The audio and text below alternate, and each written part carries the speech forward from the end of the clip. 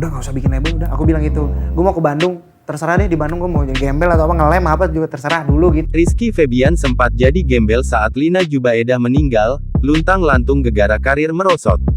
Rizky Febian ceritakan masa kelamnya saat ditinggal pergi sang ibunda, Lina Jubaedah.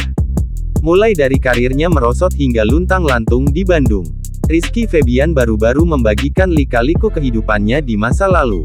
Apalagi saat dirinya ditinggal oleh sang ibunda, Lina Jubaedah untuk selama-lamanya.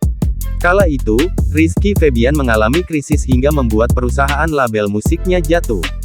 Setelah bisnis yang dirintisnya itu jatuh, Rizky Febian memutuskan untuk pulang ke Bandung. Padahal nyatanya saat itu ia tak tahu akan hidup seperti apa di sana. Hal itu diceritakan Rizky Febian di depan Vincent dan Desta. Walaupun sempat hilang arah, putra sulung komedian Sule itu pun mulai bangkit kembali. Sebelum sang ibunda pergi, Rizky Febian sempat mengutarakan janjinya di depan Lina Jubaedah. Ia berjanji akan mengurus ketiga adik-adiknya menjadi orang yang sukses.